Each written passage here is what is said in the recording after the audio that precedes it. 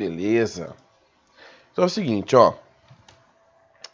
A gente vai aqui para... Perdão. A frente 2 da apostila 9. Né? Lembrando que aquela frente 2 da 8, eu acho, e da 7, são assuntos que a gente já viu. Tá? São mais exercícios, só que a gente faz mais pro final do ano meio como revisão. Então, vamos para a parte de conteúdo novo primeiro, a gente termina os conteúdos novos, depois a gente volta revisando tudo que tem que revisar. MHS. O que é MHS? MHS é movimento harmônico simples. Simples. Vamos entender primeiro o nome, né? O que é um movimento harmônico aqui pra gente? O movimento harmônico é um movimento que é periódico. Periódico e igual. Porque, por exemplo, eu vou tentar desenhar aqui, isso aqui não precisa copiar não, tá? Isso aqui, por exemplo,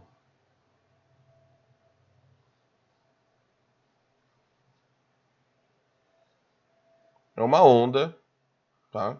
Que ocorre aí. Vocês estão vendo que a onda não é igual durante toda a viagem dela, mas é um movimento periódico, tá? Por que é um movimento periódico? Porque você tem pontos aqui que você pode considerar como separações de período, ó. No desenho lateral não ficou tão bem desenhado de espaçamento, mas assim, ele é um movimento periódico, tá? Você tem tempos aqui que eram para ser iguais, períodos, né?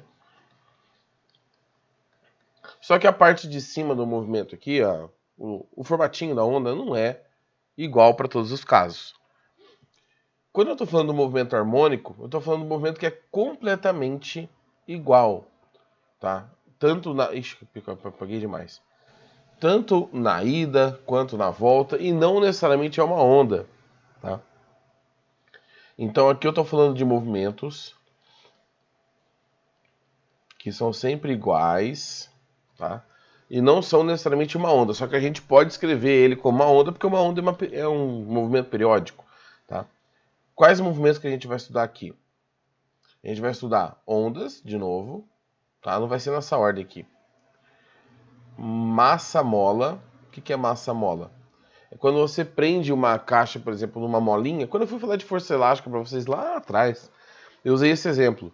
Tem, por exemplo, na parede, uma mola, você prende uma caixa e vem, puxa e solta. E aí a caixa fica oscilando em torno de um ponto. Ou você prende uma mola no teto, puxa a caixa, uma bolinha, uma massa ali e solta. E ela fica oscilando, tá? E o pêndulo, que é o primeiro que a gente vai ver aqui, é também um esqueminha harmônico. E por que é simples? A gente fala que ele é simples porque ele é sem atrito. Professor, como que com atrito é chamado? Movimento harmônico amortecido. Tem alguma coisa que amortece esse movimento e ele deixa de existir. Não é à toa que o amortecedor de carro faz isso. Ele está lá para amortecer movimentos e evitar que o carro fique balançando depois que passou no buraco, depois que passou no quebra-mola.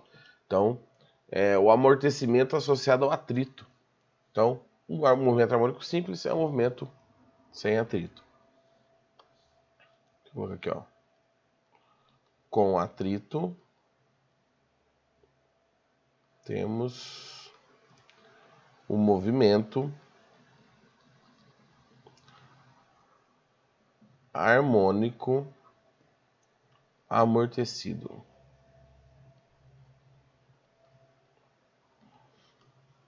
Beleza.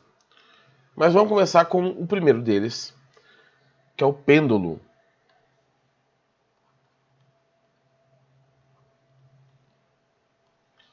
Aqui, pêndulo. Ó.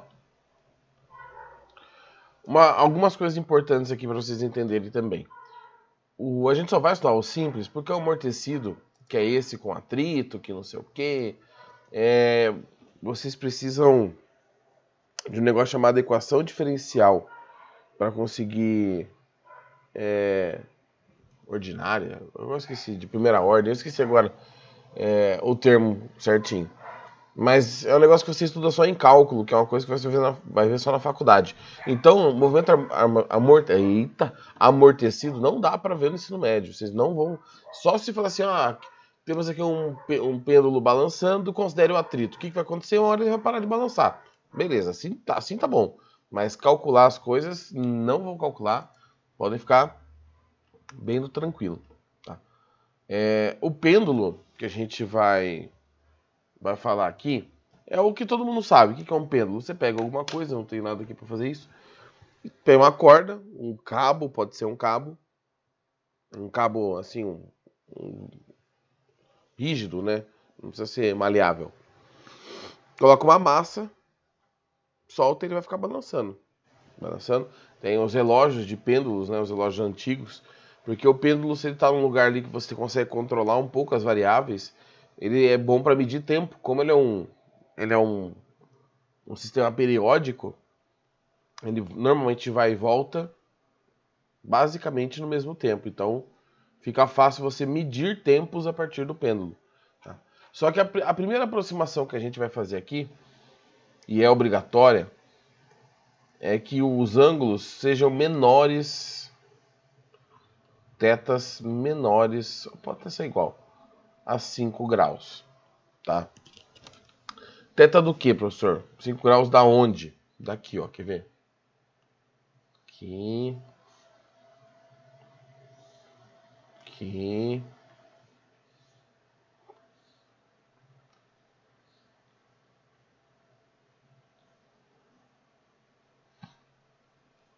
Aqui tá o caminho. Aqui tá minha massa. E aqui eu tenho um ângulo, ó. Teta. Tá? É claro que no meu desenho eu não vou fazer um ângulo de 5 graus porque ele é muito pequenininho. Eu vou fazer ângulos maiores no desenho, mas a gente tem que aproximar para ângulos próximos a 5 graus. Por quê? Porque para essa condição, o seno de θ é igual a θ. Mas, professor, como assim o seno de θ é igual a θ? Se você pegar o valor do seno de 0 a 5 graus, tá? Ali 5 graus vai dar praticamente zero o seno. 0, alguma coisinha, 0,00 alguma coisinha. E se você pegar esse valor de ângulo de 0 a 5 graus em radiandos, não em graus, em radiando, você vai perceber que é muito parecido. E aí você consegue simplificar uma equação para que a gente vai usar aqui, tá? Mas antes de tudo, quais são as forças que agem nessa bolinha verde? Nessa configuração aqui. Que forças são? Respondam-me. Tem uma que é fácil falar, né? Que sempre tá ali. Tem duas, na verdade, aqui que é só olhar.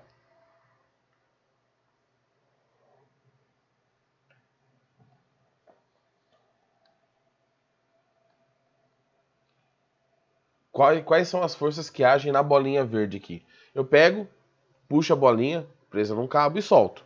No momento que eu solto, que forças que agem?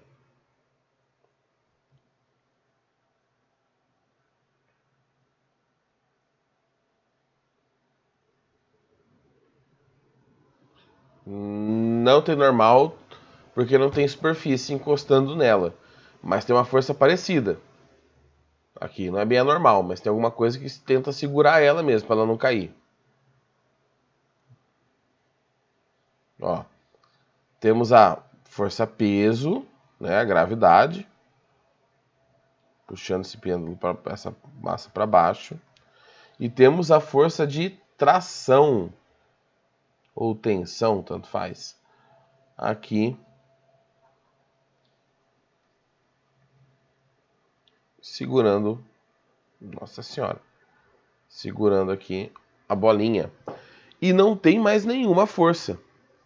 Só que assim, ó, Se você olhar e falar assim, tá, professor, mas a bolinha não vai pro lado? Como que ela vai pro lado se não tem força puxando pro lado, tá? Na verdade, tem força puxando pro lado. Na verdade, não tem uma força, né? Uma das forças aqui tá tentando fazer esse movimento lateral da bolinha. Olha só, eu vou pegar essa imagem e vou colocar aqui, ó. Então, vou fazer a bolinha de novo. Fazer só um pedacinho dela ali. Caminho. É. Eu não diminui o comprimento, tá? Eu só peguei um pedaço do cabo ali. E aqui está o ângulo θ. Olha só, eu tenho a tração e eu tenho o peso. Espera aí.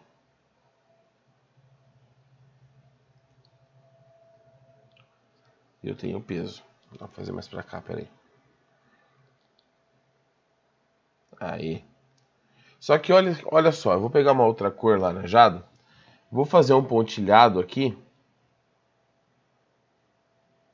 Se eu conseguir fazer em linha reta.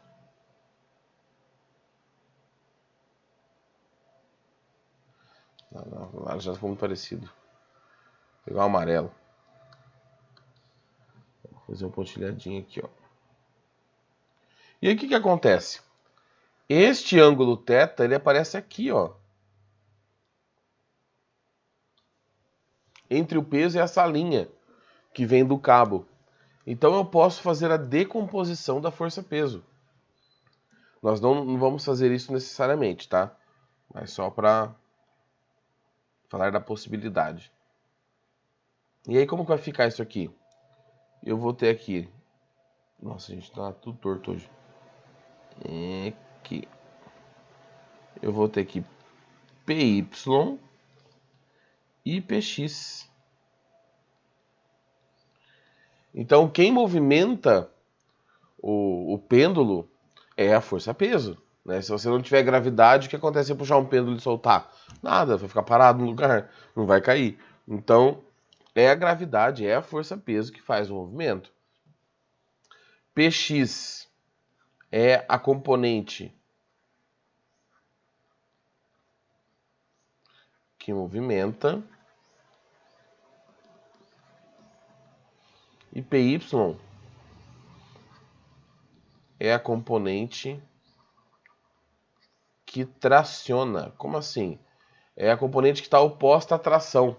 Então é essa componente aqui da força-peso que puxa a corda, tá? Fazendo o efeito de esticar ela, vamos dizer assim. E aí esse objeto vai começar a balançar de um lado para o outro. Igual eu falei para vocês, eu não sei em casos específicos, no ponto mais baixo, qual é tal coisa, aí nós vamos ter qual é a velocidade. A gente vai ter que usar aí conceitos lá do movimento circular, do globo da morte, lembra? Da centrípeta. Mas em geral, o que o pêndulo vai trazer aqui pra gente? A equação do período. Tá? Qual que é a equação do período? É essa aqui, ó. Período do pêndulo é igual a 2π raiz de LG. Ó. Deixa eu... Aqui. Bom, vamos colocar a legendinha. Tem uma cor que não vai aparecer aqui diferente. O T é o período, que em relação aos outros vocês já sabem, né, o que é o período. É o tempo de ir e voltar. 2π é 2π, é um número. O L é o comprimento do fio. E G é a gravidade, tá? Então, olha só. Quando você vai medir o período de um pêndulo, indo e voltando, depende só de duas coisas. Do comprimento desse fio, aqui, e da gravidade do local. Não depende da massa que você pendura, tá? Se você pendurar um... Só não pode ser algo muito leve para o fio não ficar solto, né? O fio tem que estar esticado. Você pode pendurar um pendrive, por exemplo, e vai dar certo. Você pode pendurar um balde de água e vai dar certo, tá? Desde que o fio esteja esticado. E seja o mesmo ângulo, claro. Se você mudar o ângulo aqui, ele muda um pouquinho. Mas, na verdade, mudar o ângulo aqui, eu digo, manter até 5 graus. Passado 5 graus, aí começa a dar um negócio estranho. Então, o período é 2π raiz de LG, sempre. E aí, o que os exercícios vão perguntar para vocês? Ah, o que acontece quando eu levo o pêndulo um relógio de pêndulo para a Lua? Na Lua, a gravidade diminui. Então, se a gravidade diminui, o período aumenta. O que acontece se eu aqueço, por algum motivo, o relógio de pêndulo? Se eu estou aquecendo o relógio de pêndulo, né, o comprimento aumenta porque o pêndulo dilata e aí o período aumenta. Então são coisas assim que serão perguntadas para vocês. Só que, gente, tem que decorar. Essa equação não adianta. Tem que decorar. A vantagem é o período é em segundos, né? O comprimento é em metros e a gravidade em metros por segundo ao quadrado. A vantagem aqui é que a equação que vai vir no sistema de massa mole é bem parecida, tá? Não muda muito não. Então a gente não precisa se preocupar tanto assim, nossa, uma equação muito diferente. Tanto que ela também começa com t igual a 2π raiz, aí só o que está dentro da raiz que muda, porque o sistema mudou, né? Certo? Então, vou ver se eu pego um exercício aqui. Pessoal, alguém quer perguntar alguma coisa? Como está a situação aí? Estão acordados? Todo mundo dezembrão? Cadê?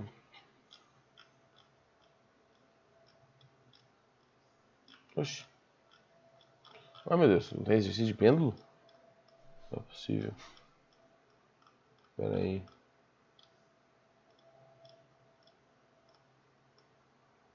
Oxi. Olha que apostila louca.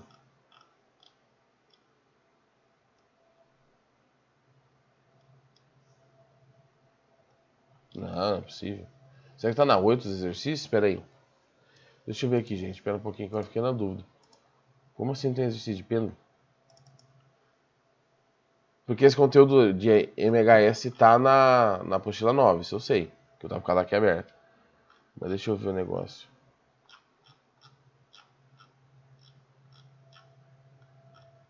Não, eu vou pegar o exercício da internet, peraí.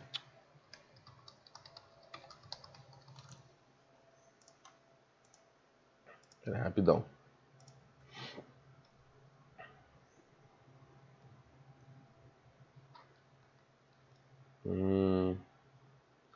Vamos ver.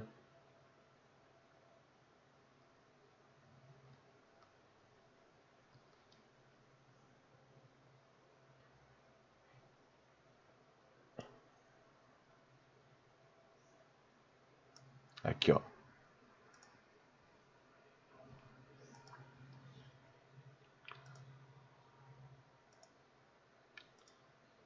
Nossa, eu jurava que tinha exercício. Nunca vi isso. Alguém passar MHS e não passar o mais simples. Já vai o mais complicado. Aí, ó. Vamos fazer esse exercício aqui. Dá uma aumentada. Eita, nós. Pronto. Deixa eu ver comigo. Então, olha só. Assinale o que for correto a respeito de pêndulo simples. O período de oscilação completo ocorre quando o pêndulo sai da posição inicial e atinge o ponto diametralmente oposto. O que quer dizer isso? Você tem alguma coisa balançando. Eu solto o objeto desse ponto, ele balança e vem até esse ponto aqui. Isso é o período? Sim ou não? É o tempo de ir? O período? Ah, o tempo da ida foi 2 segundos, então esse é o período. Não tá, esse aqui não tá, jovem. A apostila vocês não tem exercício de pêndulo, nunca vi isso. Eu vou montar uma listinha de pêndulo e massa mola. Nada muito exagerado, só pra gente fazer na sala. Vou colocar no PDFzinho bonitinho e mando para vocês lá no nosso grupo do WhatsApp, tá? E aí, quando eu for pegar o exercício, eu falo, pessoal, tá naquela listinha o exercício tal, porque para não ficar pegando exercício solto, tá? Então, o período não é o tempo do corpo ir para um lado, de um lado para o outro. O período é o tempo dele sair de um lado e voltar. É um movimento completo, tá? Então, a primeira alternativa está errada. A frequência de oscilação é diretamente proporcional ao período que compõe o pêndulo. Vamos lá, a equação do pêndulo é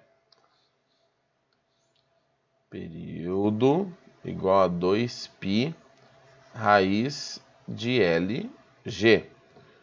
Bom, o que acontece se eu aumento o comprimento, né? Por exemplo, se eu aumento o comprimento, o período aumenta. Aí você fala, pô, é diretamente proporcional. Sim, só que é diretamente proporcional ao período. Aqui ele fala frequência. Tem que lembrar que 1 igual a F vezes T, a relação de frequência e período, que a gente já viu várias vezes esse ano. Então, se eu tenho um período maior, eu tenho uma frequência menor. Aí são grandezas inversamente proporcionais. Então aqui o problema está nessa palavra, ó, é inversamente. Tá? Então a 2 está errada.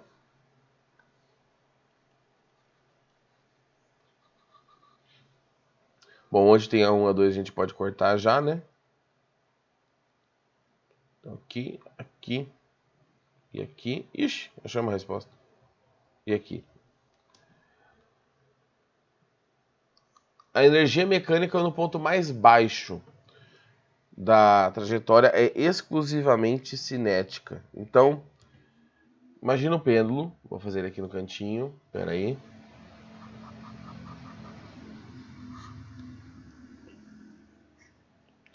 Imaginar ele em 2 pontos, tá? Peraí. Em 3 pontos. Tá, a gente não vai ficar bonitinho, mas dá pra entender.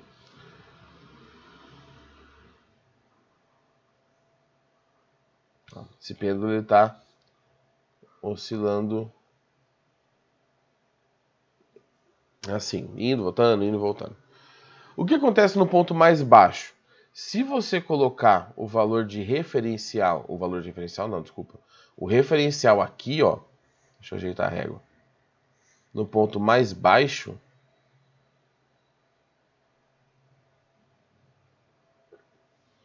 quando a bolinha passa nesse ponto mais baixo, ela tem velocidade, ela está se movimentando, seja para cá ou seja para cá, né, dependendo do lado que ela está indo.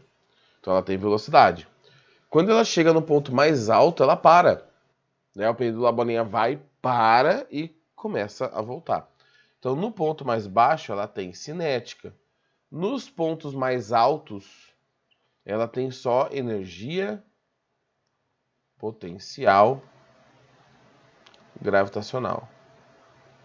Tá? Então, a terceira, apesar que a gente já sabe a resposta do exercício, né, por eliminação, mas vamos analisar cada alternativa.